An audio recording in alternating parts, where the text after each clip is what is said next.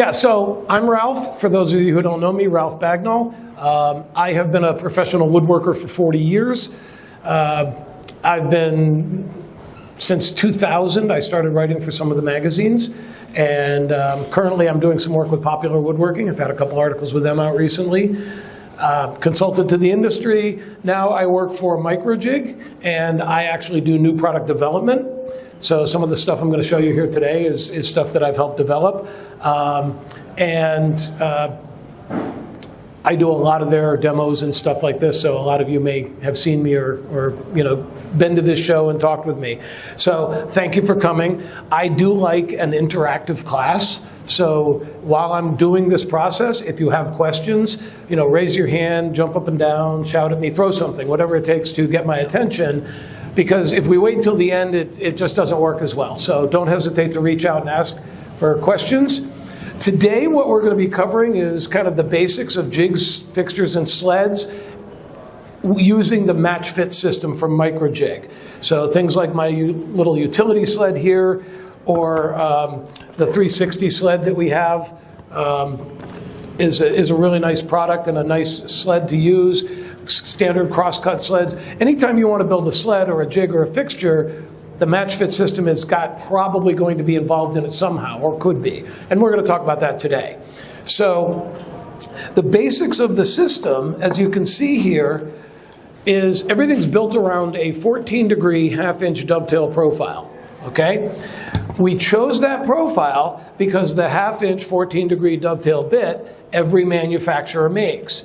And so from the beginning with our first clamps, we wanted you to be able to buy, most of you may have, you know, people even have the bit, or be able to get it easily without having to buy a special tool. So almost immediately, we came up with a special bit. So that's our own. And I will explain the difference. What I tell people is, if you're going to make a dovetail groove once in a blue moon, go ahead and buy, you know, the Freud bit or the White Side or whatever brand you like, and it's relatively inexpensive. Ours is a little more expensive, but the difference is that ours, while it does the 3/8 dovetail, 3/8 deep dovetail, it actually rounds over these top corners for you. It's built into the carbide of the bit. So after you're done cutting, you don't have to sand all those sharp edges. And because of the radius that's built into the carbide, you actually get a cleaner cut in plywood and veneers and stuff like that. So that works out pretty well. And then, of course, when you're talking about jigs and fixtures and sleds, sometimes they'll ride the fence, but a lot of times they're going to be riding in the miter slot of your table saw or your drill press or your router table, whatever you have a miter slot in. And we make the ZeroPlay Guide Bar to go with that. So we've recently revamped the ZeroPlay. It's been out for a long time. It used to be black. Now it's green. And we made it, we had to redo the molds. So we made it so that you can loosen and tighten the thing, basically adjust it from above. So there's 3 holes here. And once it's loose, you can see that the 2 pieces are diagonal or angled to each other. So as you move them back and forth, it becomes wider or narrower. This allows you to dial this into your sled or your miter slot very, very quickly and easily. In fact, this little utility sled I really like, because with this new system, I can move from the table saw to the router table to the band saw and readjust it very quickly without having to have a separate jig for each one. And basically the process is you're just going to set it in the slot, use the wrench to slide back and to the left, and then lock it in place. And anybody who wants to see this demoed, I do have a table saw upstairs in the Microjig booth. We're way over by the John Deere section, and you can come up and see this in action. So it's really easy to work with. The nice thing is that we have plans for this sled on our website. And I can actually get them to you from Hartville here. They'll be able to give you, get you a set of these plans. They're in a PDF format, so you can just give them your email and then download them. But we can get you the plans so that if you want to make a jig like this, our 360 sled plans are on the website. We have a bunch of content for you and plans for you to be able to work with a lot of what we're going to talk about today. So we came out with the whole MatchFit system, and originally it was for fences and things like that. One of my favorite uses is a 3-in-1 sled, which basically it's a tall fence for the table saw. So when you need a tall fence on your rib fence, you clamp a piece of plywood onto your rib fence. The problem is that the heads of the clamps are always in the way, right? Well, our clamps, the head is forged into a 14-degree dovetail profile that makes it easy, that allows it to slide within the groove. But it's also inside the material. So if I have a vertical piece of plywood and I slide this down into the groove on the back of that plywood and clamp it to my fence, there's no head in your way. So you've got a clear place to work. Another good application is if I've got a little vise or a bench grinder or some benchtop tool, I'll mount it to a piece of plywood with 2 dovetails on the underside of the plywood. And then I can take the plywood, stick it on top of my workbench or a countertop or a sawhorse, wherever I'm working, slide the clamps underneath, and be able to lock it in place, and then take it away and store it when I'm not using it. I don't have to try and clamp it in place every single time. It's very simple and easy. And we've done a lot of content on that kind of stuff. So that was the first part of the whole MatchFit system, was this clamp. We have added more clamps as we go. And so the next one was the AP clamp. Again, it's a basic F-style clamp, just like this one. The difference is that with our standard clamp, if you're moving it around, that can move, right? It's a standard F-style clamp. The arm can fall. The AP clamp has a little spring right here that preloads that arm for you. So once you set it in place, it's not going anywhere. And one of the things I like about this is if I'm working a lot of different pieces, let's say a router table fixture or something like that, I can clamp a piece in place, I can do whatever I'm going to do to it. I can open this up, take that out, put the next one in, and clamp it back down again without it falling down every time and having to mess with it. So that's a great clamp. It is a little bit longer than the original as well, and it comes with what we call the Xpad. The Xpad, it's a standard clamped head here. The Xpad has a little V-groove in the top for round parts, but there's also a cross groove that is not symmetrical. And what that does is it allows the part, or the clamp, I'm going to switch positions here. When I bring it down in, if I put that notch right on the edge of my part and start tightening the clamp, you can see it's moving that part. It actually forces it to the side as well as down. So that gives me 2 different motions off one clamping action. And obviously, if I'm clamping a single part, that's not so good. But if I have a second part here, I can clamp the 2 together as I'm holding them down. Now, I would not try to glue up an entire cutting board that way with just that pressure, but it is a nice option for doing different things. The U-pad comes with the AP clamp here, and it's also available in a 4-pack separately, so you can put it on your older clamps. Then we came up with our ratchet clamp. Now the ratchet clamp is very nice. It's a standard ratchet clamp. There's nothing new there. It does have our dovetail profile. But the difference is we've always told people don't use our clamps in saw tracks. And the reason being that we've got a wedge here, and if you put the wedge inside the track and start applying pressure, it's like a cork in a bottle, right? There's a potential of damaging these spaces here because you're hitting it with a wedge. So the ratchet clamp here actually has forged into the head, it's the same dovetail profile, but forged into the head is a tiny little step on each side that exactly matches with the opening in a standard track. So now it's a flat to flat mounting. But here's what really makes the magic on this one. It has the same AP spring as the AP clamp. The one thing I hate about working with my track saw with the ratchet clamps is every time I release it, they fall all the way to the bottom, and I got to jack them back up again so I can clamp. Here, I can bring that up, clamp the piece in place, right, with a big piece of plywood or whatever, use my track saw, and then I can release this, move it around, do whatever I want to do. The head's not falling, so I can go back and clamp it again. I can move this thing around without the head falling every time. That has been a huge thing. It's been very popular with our customers, and of course they do have all of this right here at Hartville. But that's a really nice thing. And there's only one guide rail brand that I know of that this doesn't fit, and that's the DeWalt. DeWalt has a proprietary groove, but all of the others have some form of what we call a 12 by 8. It's 12 inches wide in the middle. It's 8 inches on this, or sorry, 8 millimeter on the inside. There's slight variations from brand to brand, but they all are basically the same, and that's why Bessie can sell track clamps, and Freud can sell track clamps, and everybody can sell track clamps that are mostly interchangeable, except DeWalt. So, anyway, that's that.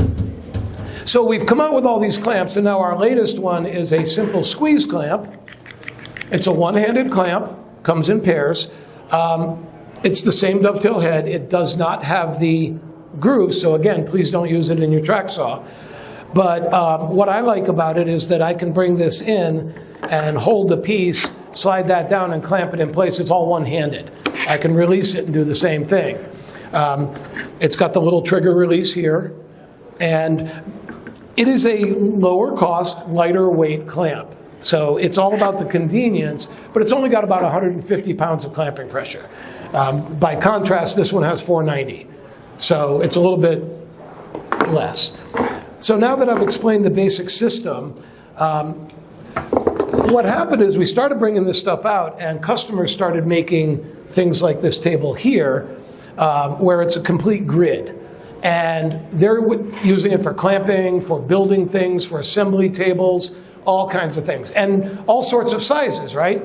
We have our 360 sled kit, which starts with a piece of plywood that's 20 by 16, and you put the dovetails in it. Well, it's a great sled, but the problem is it's a little hard to get the groove in the middle of a 20-inch long piece. Not many router tables can move the fence back that far. And so there's ways around it and stuff, but if you want to do a 4x8 clamping table, you've got to have big old straight edges to guide your router and all of that. So we've come up with a solution that solves that problem. This is our indexing router base. It is not yet available, but it will be shortly after the new year. I was hoping to have it available for this show, but this is being manufactured in North Carolina, and I was up there a couple of weeks ago. It's still not quite flat, so we're working on cooling fixtures to make it right. But basically, this base will fit any router that I know of at this point. It's universal, and it's an indexing base. I'm going to show you how it works. It indexes itself, so you can do any size piece with no straight edges, no guides, no nothing. All you need to supply is the router and a Porter cable style guide bushing adapter for the bottom of your router. This will work with these smaller routers, and it'll take up to a 7-inch base, so you can put a 3 horsepower on here if you want to. And the way it works is the guide bushing hole here on the base of the router, we've molded that into the base. So essentially the base becomes the guide bushing on your router, is what it works like. So all I have to do is I'm going to move these clamps out of the way, set that on. Now that router is located. I know where the center is and everything. Now I'm just going to bring over my clamps, and in this case it's a universal base that we put on here. So the clamps go very easily on it. But I could also clamp directly to this base if I had to, or I've put Porter cable 690, 890, the 1617 from Bosch, DeWalt, all the different versions of DeWalt. I haven't found a router yet that can't mount on here. And the thing is that I can mount it with the controls where I want it. I can kind of turn it. You look at the base. There's a full set of instructions that are going to come with this. But it's a really nice system, and these clamps don't actually have to hold the thing in place. The guide bushing does that. All we're doing is keeping it from lifting up.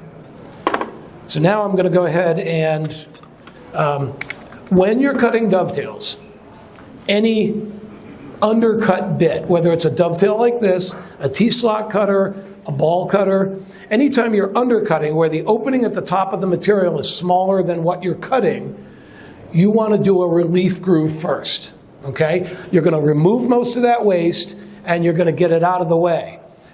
Even when I'm programming and operating industrial CNC machines, which I have done for many years, I'm going to use a relief groove first. It's just going to it's going to make your bits last longer, and it's going to improve the quality of your cut. The reason being that the chips have nowhere to go, so they get jammed up in there, and you just keep cutting them and recutting them and recutting them as you're trying to cut new material.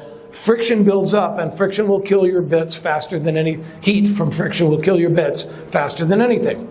So we're going to take a router bit. Now this is our Microjig's relief bit, and it's basically a 1/4-inch bit. It also has a little radius at the top of the cutter.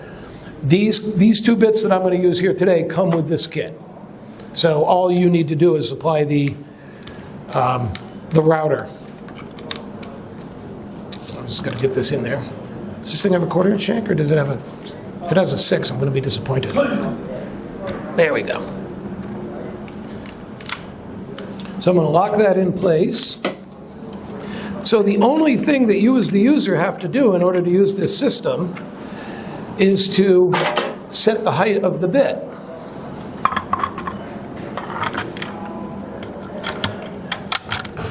And the height of the bit is going to be, in this case, I want to be at about 5/16 of an inch deep. But the bit is also marked with the proper, there's a laser line on the bit with the proper depths. But in this case, with the relief bit groove, it's not that big a deal. So I'm going to go ahead and mount up here.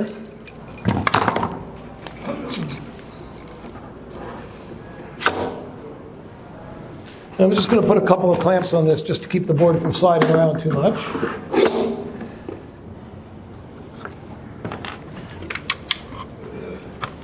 So we've got the guide rail here. We're going to put that on the edge of the part. Okay? I'm just going to double check my setting. Yeah, that's a little bit too deep.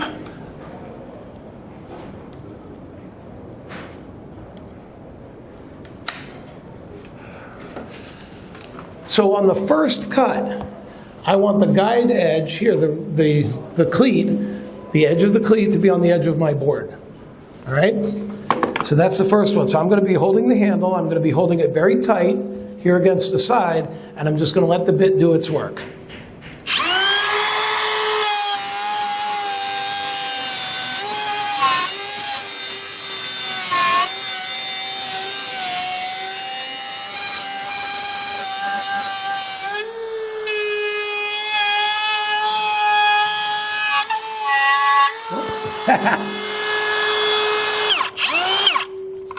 So I just cut right into my, but that's why these are plastic, and we'll talk about this later. Anyway, so now that we've got the first groove cut,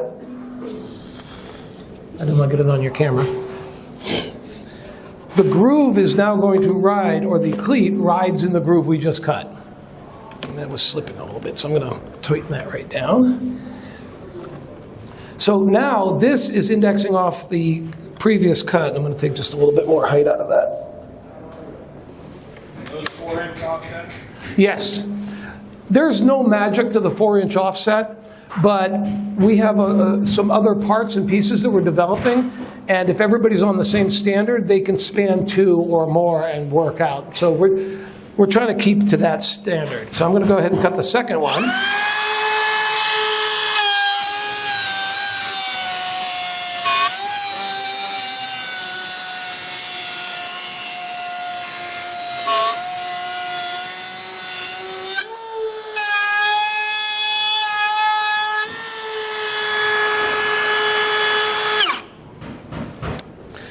And then we can just keep moving along.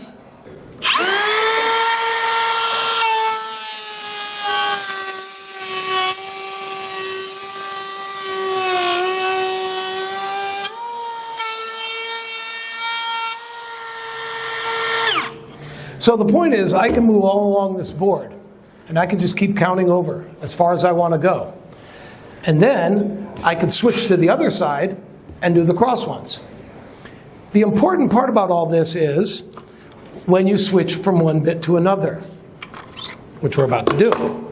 So once I get all my dovetail grooves cut, and the last one, you're going to want to be no closer than 2 inches to the edge of the board.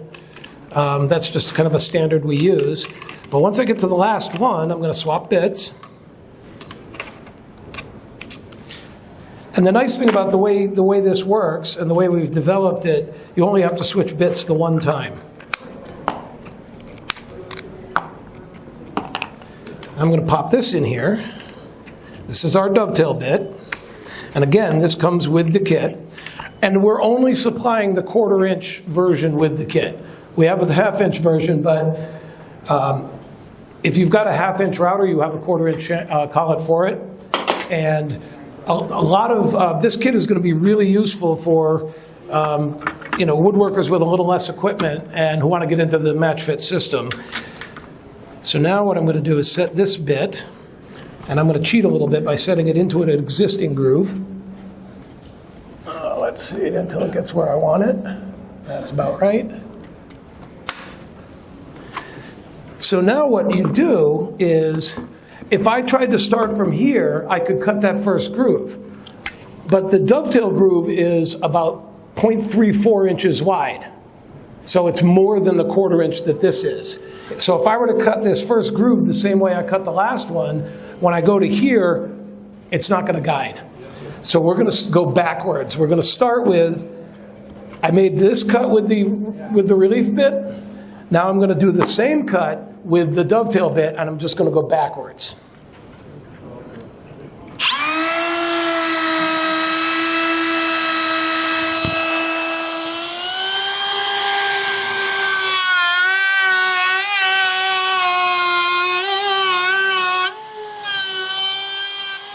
And that dovetail bit actually cuts easier than the 1/4 inch bit does because I've already done the relief groove.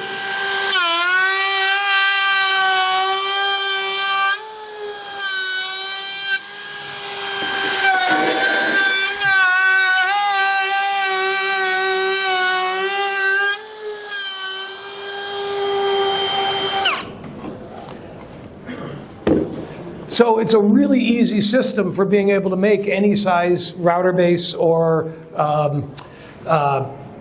clamping table, clamping system. I like the tables. So we've got this table that we put on top of a Craig set of legs with wheels on it.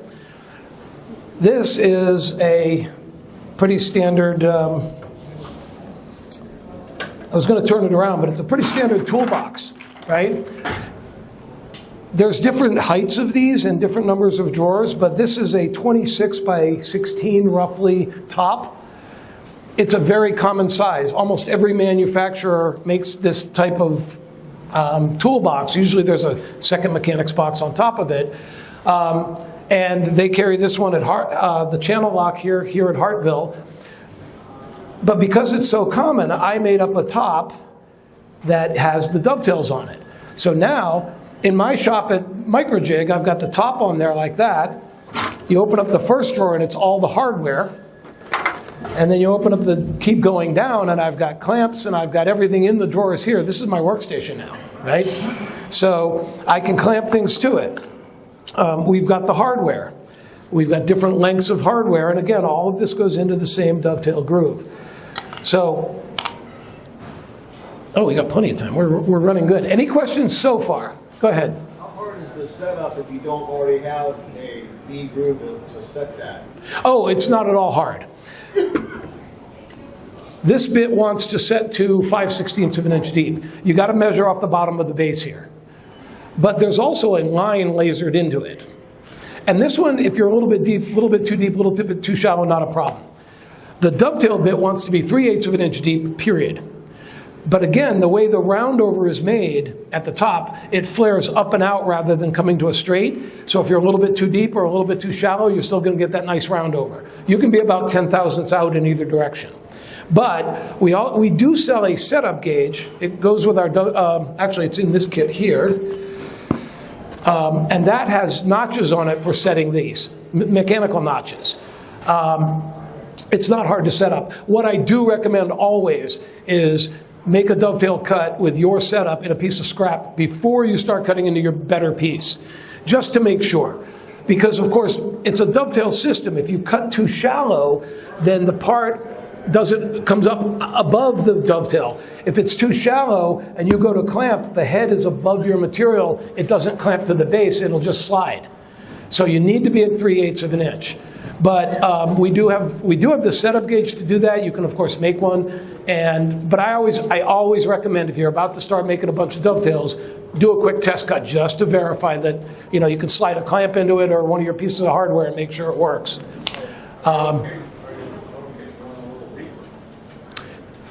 Very little, okay? If you want it, let's say, and that's a good question. He's asking about going deeper.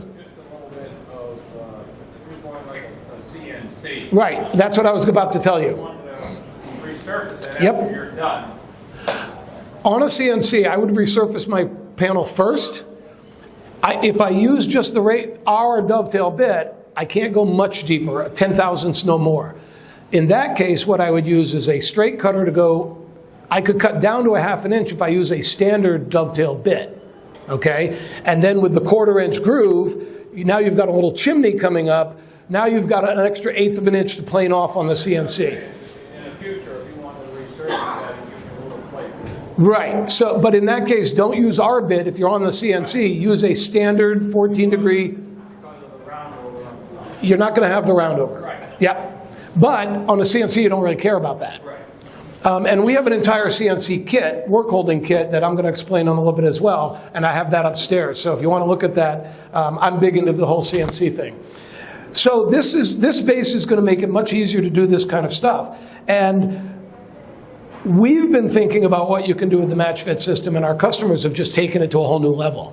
One of the things I like is people are making workstations like this, and I've made this one. But in my shop, I don't have a lot of room. So I'm going to mount one on the wall.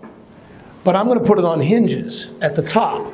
And then I can pull it out with a couple of legs that drop down at about a 15-degree angle off the vertical. And now it's my assembly station. But I can reach the bottom of it here, the top of it up there without bending. Okay? So if I had a 4-foot workbench, I'm bending over to get to the other side. Not so with the wall mount. And actually, if you go into a professional cabinet shop or where they make windows and doors and stuff, that's what they assemble on. They have floor-mounted racks that do that. Ergonomically, it's much better, and you can fold it away, and it's not your way when you're working in a narrow shop. There are videos on YouTube of customers of ours that have made little portable workstations like supercharged sawhorses where you can fold the legs out and it's got dovetails all over it and you can clamp 6 ways to Sunday. It's a great system. And there's so many different pieces to it. So here on my utility sled, okay, I use this primarily. I take it with me when I travel because upstairs when I'm doing demos, sometimes I have to do crosscuts. And I can never quite trust the miter gauge that comes with the saw that I'm working with, so this is how I do it. I'm using the hardware in the fence. This is my sacrificial fence. This one is made out of Baltic birch, but normally I would just make it out of MDF. I made this one out of Baltic because it lives a hard life traveling around the country. But notice that I put a groove in it, 2 opposite grooves, one on each side, okay? So the upper groove goes into the notches on the fence, the face of the fence here. So now I can loosen this, slide it side to side, set it to right up against the blade, let the blade go through it, whatever I want to do, and then just lock these knobs, and it's done. We will be talking about the pop stop. That's brand new. I do that even on your miter gauge, okay? So a lot of miter gauges have either 2 holes on the front of the miter gauge that comes with your saw or a slot. This hardware, you can, again, just cut a piece of plywood, put the groove in it, and now you can actually mount your, make a sacrificial auxiliary fence for your existing miter gauge. Very simple and easy to do. Drill press tables. On my website, Woodcademy, I did, several years ago, I did a set of plans that you can download, and there's a whole show showing you how to build it, but it's a drill press table that uses the MatchFit system. Now, one of the things is, on drill presses and router tables, I don't like the fence riding in a groove on the table, because the mess that you make here gets into that groove and makes it hard to adjust. So what I like to do is make my fence the same width as my table, cut a dovetail groove all the way across the bottom, and I'll use the clamps this way to clamp to the edges of the table, so nothing's ever in my way when I'm adjusting. It's just, there's so many ways you can use this system and so many things you can do with it. One of the, again, we have our 360 sled, and I wish I had an actual version of it. There's a photo of it here. It's a sled with a grid on it, and then you've got a fence that has slots in it where the clamps ride, the hardware, and between the two of them, you can set that fence to anywhere in a 360-degree circle. It's a really nice jig. It's very popular with segmented turners because they can set the angle to whatever they want. And what I've found is that if you buy one of those inexpensive digital bevel gauges, you can use that to set the fence to a very precise angle digitally. It costs like $30 and you can do it. So that sled works really well. If you're going to build a crosscut sled, right? So the crosscut sled likes to span the blade of the saw. So you want to have it located into both miter slots instead of one. Well, again, we're going to use the ZeroPlay Guide Bar, but I'm going to have a guide bar in each miter slot left and right. But what I'm going to do is I'm going to stagger them. So the one on one side is a little bit farther forward, the one on the other side is farther back, and that way, no matter where the sled is on the table, one of those ZeroPlays is completely engaged, and the other one is partially engaged. I've had people say, well, do I need 4 because it's only 9 inches long? I tell them stagger it, and then if you decide you needed the other 2, you could put 2 more on without having to do much extra. Nobody's done it yet that I know of. It works. One of the things that makes the ZeroPlay Guide Bar superior, even though it's shorter, is you're not having points of contact, right? With a standard miter gauge, you have a metal bar, and the metal bar has to be narrower than your miter slot, and then there's a set screw or a pin or a spring-loaded ball or something to widen the thing and make it fit. But in that case, you only have points of contact. This is in contact with the edges, both sides of your miter slot along the entire 9-inch length. And that makes a lot of difference. So it really is a very easy system to use. And we do sell a double pack of the ZeroPlays so that people who are building bigger sleds can use it. For example, I've got a panel cutting sled because I do a lot of cutting boards and stuff, right? And when you glue it up, you want to be able to square that edge. And it's not easy to do. So a good panel cutting sled, the fence is on the front, not the back. The panel is 24 inches deep or something. You put 2 ZeroPlays on that, so you can start with the fence behind the blade or on this side of the blade and cross-cut right out to the width of your bed. With your miter gauge on the front, for most saws, you only get about 10 to 12 inches between the front of the blade and the front of the saw, so your cross-cut capability is limited to that. You can turn the miter gauge around, but then when it comes off the end, it wants to get, it's squirrely. So a panel cutting sled is a really, really good basic sled to have in your shop. And again, panel cutting sled, put some dovetail grooves on it, and now whatever panel you're working with, I can bring this in, clamp my panel in place so I don't have to worry about it torquing or twisting while I'm doing it. I can use the clamps to hold that down. So there's a whole system of things that you can do, and honestly, it's hard to really contemplate how there's so much to it. Every time I have, I've got a list on my wall in my office of content I want to do and projects I want to make with the MatchFit system, and it's getting longer and longer. I come up with ideas faster than I can film them.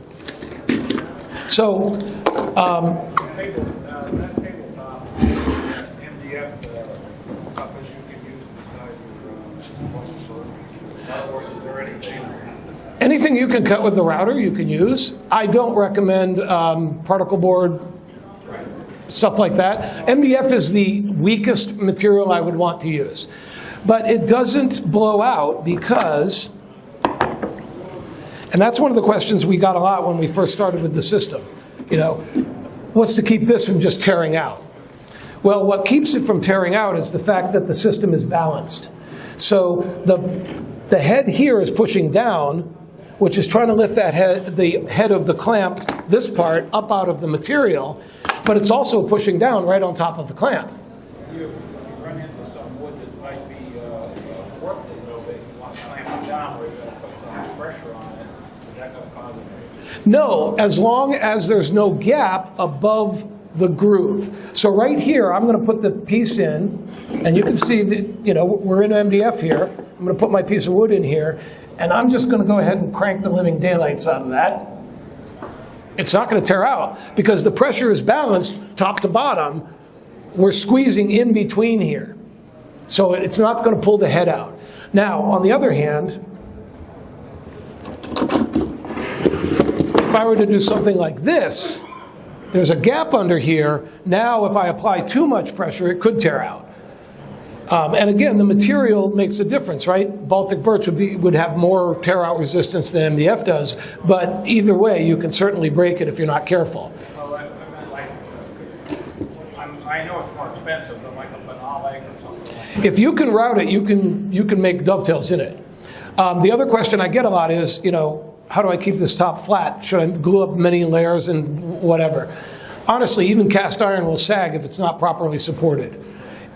The material you make your top out of is not nearly as important as the structure that's underneath it. In this case, I've got it screwed to metal rails. It's not going anywhere. You can do a torsion box, which is a very nice way to keep things stable. I don't really go in for gluing up real thicknesses. The only time that you need a little bit more thickness is if you're going to do a workbench like this. This is a piece of 1-inch stock because there's a lip around here. And the lip is just a little bit too high. If you use a piece of 3/4, your clamp is going to hit the lip as you try to go in and out. So we are using a piece of 1-inch here, but you could use a piece of 3/4 and just cut a scrap of 1/4-inch plywood to go underneath it. It doesn't matter. And then I would, this one has holes in it. You can take a look. I just used self-tapping sheet metal screws. The way these boxes are designed, there's like an inch of gap on each side between the drawers and the sides. And there's an inch, more than an inch at the top, so you can just drive in some self-tapping sheet metal screws and you're done. Very easy to make, very easy to have a lot of fun with. And once this comes out and it's available, things like this will be very, very easy to make. Go ahead. One other thing, if you use a combination of if your top is too thick. Yes. So what he's saying is that there's, in a lot of cases, people will drill dog holes in the middle of these squares. And the head of our clamp can go through a 3/4-inch dog hole and, come around the side, and then you can put it anywhere in a 360-degree circle, which is a great thing. The thicker you make your top, you get to a certain point at probably about 1.25 inches where it doesn't work. And then you can bevel the edges and you get a little more out of it. But the thicker it goes, the harder it is to do that. He's absolutely correct. And for those of you that are in the Festool world, yes, we have made MFT tables this way. We've taken the MFT table and put the dovetail grooves in it. When I did that, I made the grooves actually 96 millimeters in between. This will not do that. But if you're in that world, you can There are many router bases that can do indexing. What makes this one nice is it's so simple and easy to use, and there's no way to screw it up. The only thing you have to adjust is the height of the cutter. But there's nothing wrong with having 96 here instead of 4 inches, which is 101.6 millimeters.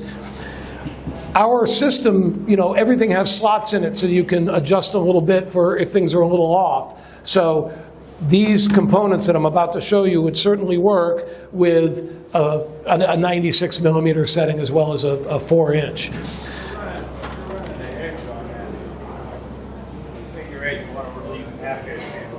Type thing on the edge.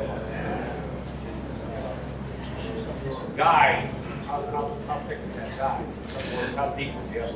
Well, the guide is actually about 3/8 of an inch thick, which is why I cut into this one when the bit slid. But the edge of it on here, and I'm going to demonstrate this in just a second, the edge of it is 3/16 of an inch. And the whole purpose of this system. So we recently came out beginning of this year, March, April, we came out with our CNC Clamping Kit. It's designed specifically for CNC machines, but those of you who don't have CNC machines, pay attention because we have all of these components now individually available. And in fact, this show is the first time we're selling them. So they're not here. They will be here in 2 weeks, but if you want to buy them, we'll give you the sale price, and we'll ship them up here right after Thanksgiving. So basically, this is an edge guide, and on the CNC, you put it in place, and you're going to use, I'll put it back here so you can see, it uses our Dovetail nut hardware. It locks up against the edge of your board. There's a lip on it. You can adjust it side to side a certain amount, and once I got it where I want it, I can clamp it in place. And then my other one over here is the same thing, but of course with a big old chunk taken out of the middle of it. But that's okay, it still functions. And go ahead. He wants to zoom in on my errors. So these two edge guides now form a corner, okay?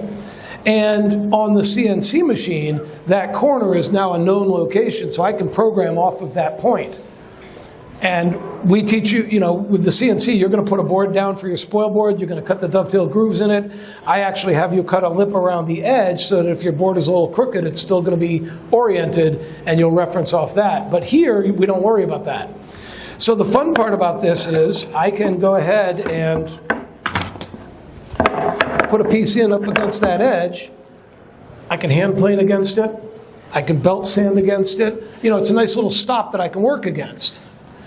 Well, I've also got a couple of other clamps that work with this that are also for clamping from the sides. One of the reasons we came up with this kit is that in the CNC world, in the benchtop type that that they sell upstairs and we all know, they typically come with 2 overhead clamps. That's it. Number 1, 2 is not enough. You got to have 4 at least. Number 2, overhead is fine for many things, but there's a lot I want to do on the CNC where I don't want clamps in the way. So here, what we've got is essentially a cam clamp. Slide it in here.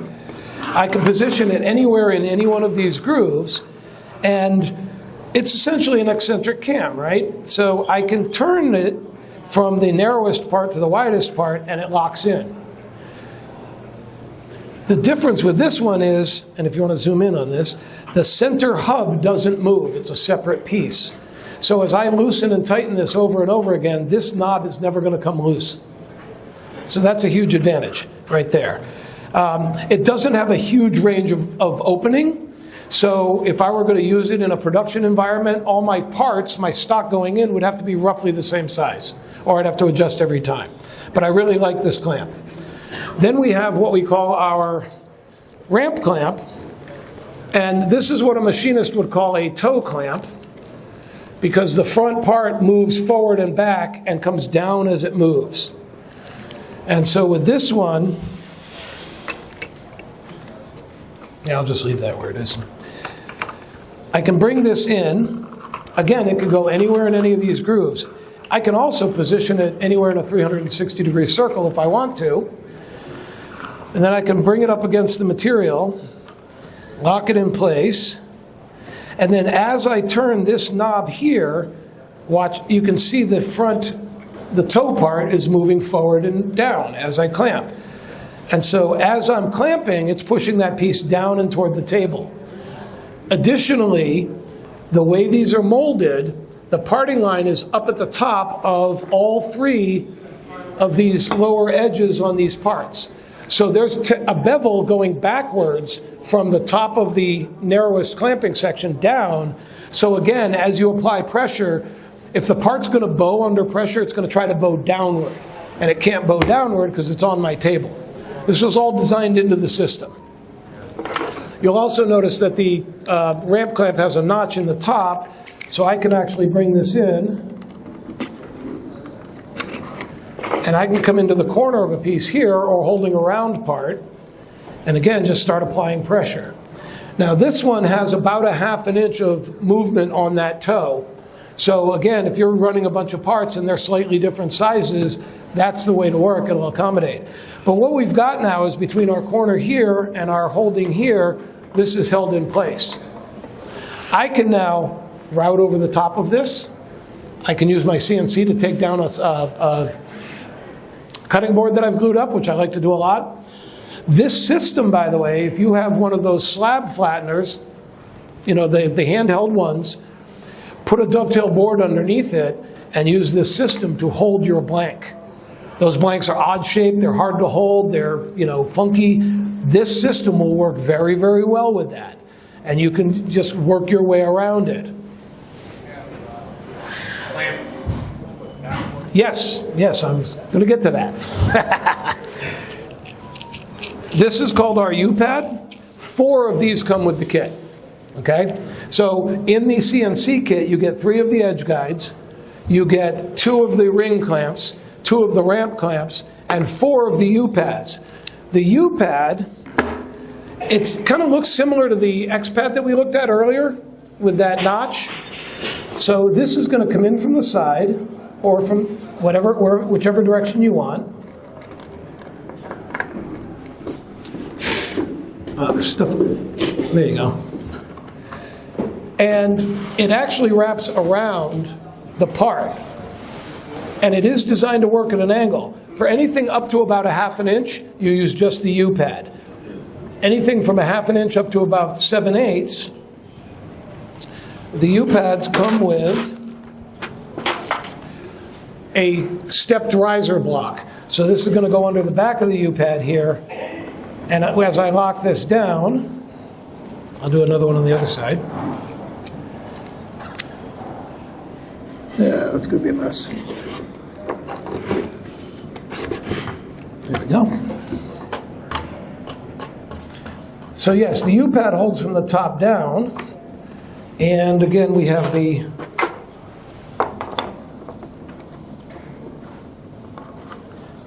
and then the stepped riser block has 2 steps. So up to about 7/8, I would use it this way, and it'll hold up to 1 1/8 with the larger style.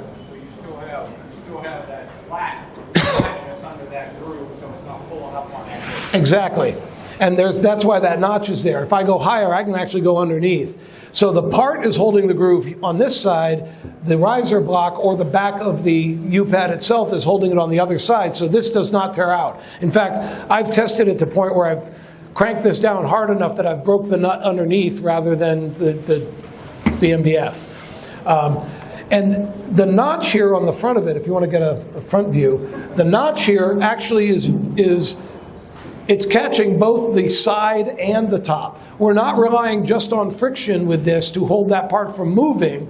It is actually trapped between those 2 flat sections in the notch.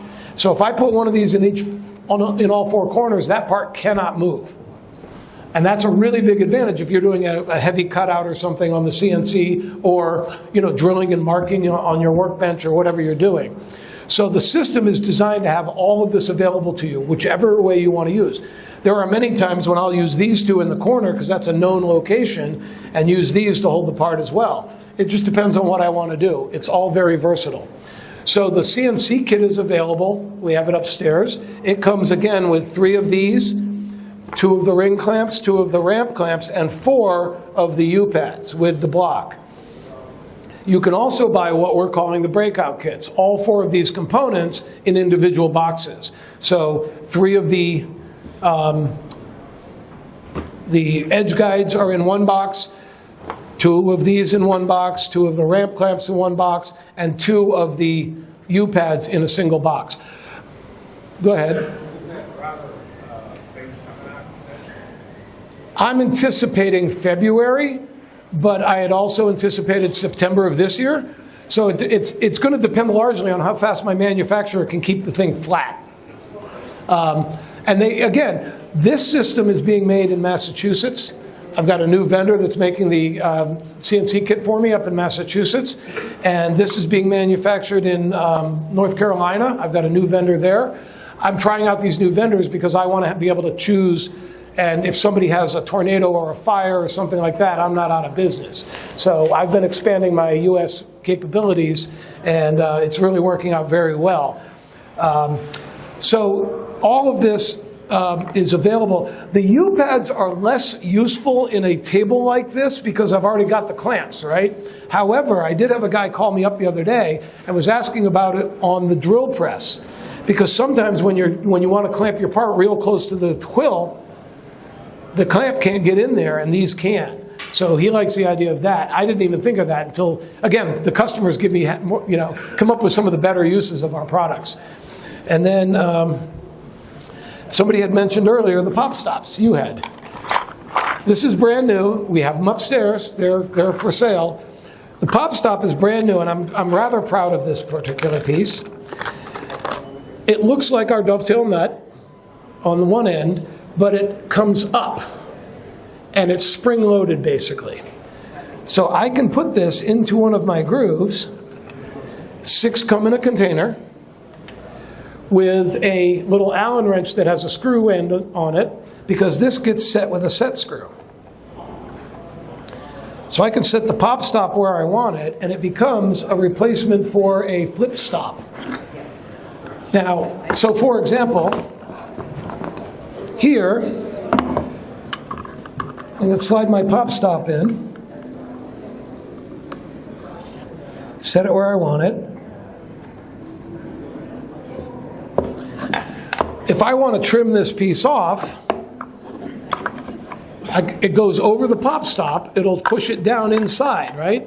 So the pop stop does not get in the way. It's like flipping up a flip stop.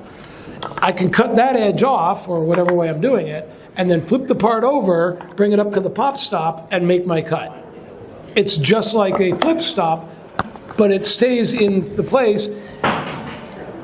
This box is $13 for 6 of them, so they're only $2 a piece, whereas a flip stop is going to cost you at least $12 or $20, depending on the quality and the brand. I can put these in and leave them in a fence. These are awesome at the drill press. If I have drill holes that I drill regularly, I can put them in and leave them in my drill press fence and lock them out whenever I want to. At the chop saw, same thing. We've got a long chop saw fence, so I can actually set stops wherever I want to, and they're always there, because when I push my other stock in that I'm not using the pop stops for, they disappear. And unlike a flip stop, I can put a pop stop in a sled horizontally. Think about your fence on your miter saw. Okay, I was putting dovetail grooves into the miter saw on the Microjig shop, and we had dovetail grooves in the fence up about 2 inches from the bottom, and you could just put a stop block in there, right? Slide it back and forth. The problem is, if I wanted to cut a longer piece, I had to take the stop block out. So the pop stop can go into that groove, but it's 2 inches above the top. What if I'm cutting a piece of 3/4? So what I did was I moved the fences out of the way.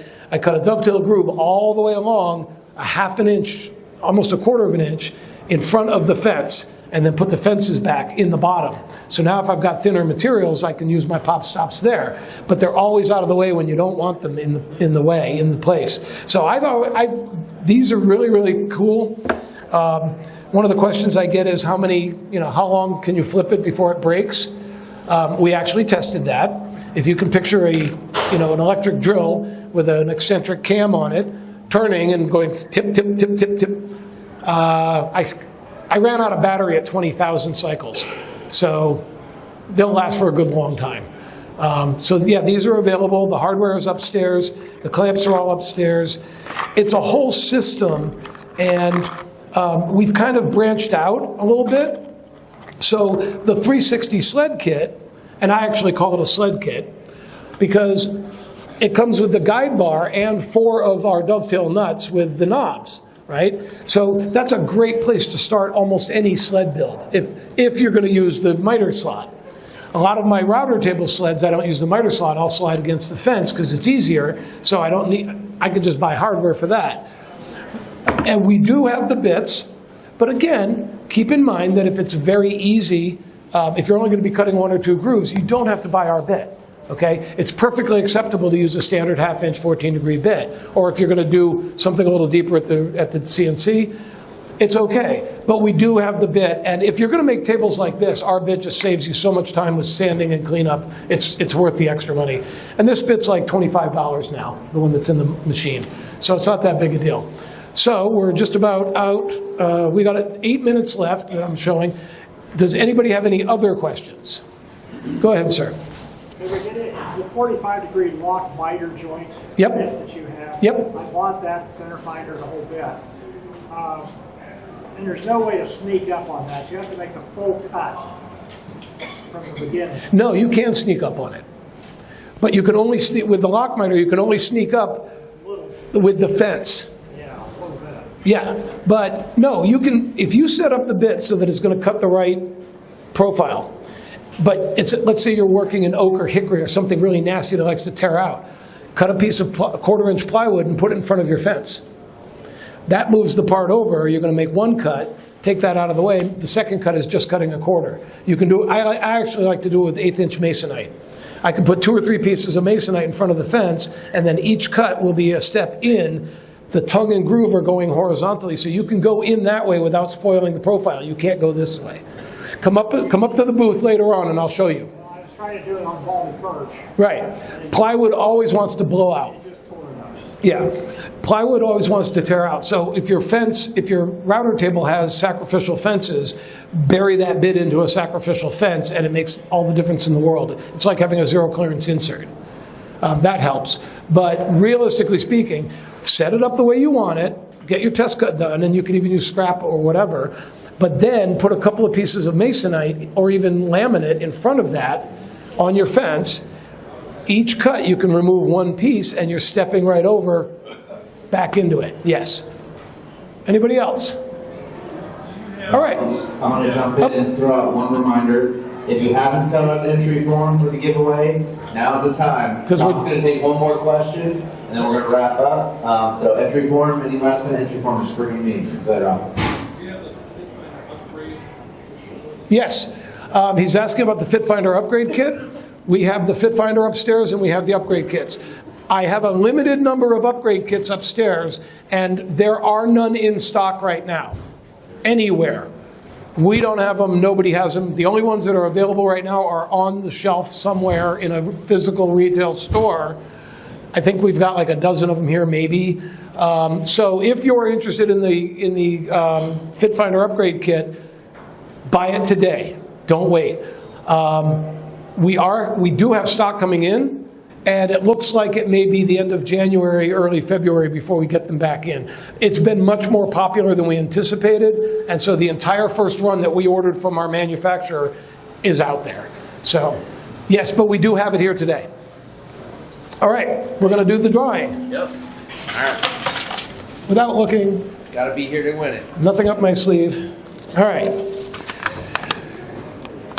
Okay, I'm going to butcher this last name, but Joe Tosicki? T-O-C-I-C? Right here. Oh, how do you pronounce it, Joe? Tasiki. So I wasn't that far off. Not too far off. All right. Well, you get the upgrade kit there, or that's our Clamp Pro kit. It comes with 2 of the clamps. It comes with one of the Dovetail router bit in 1/2 inch. And if you get it, we'll exchange it for you if you need to. It also comes with the setup gauge and some of the hardware. It's a really good starter kit for this MatchFit system.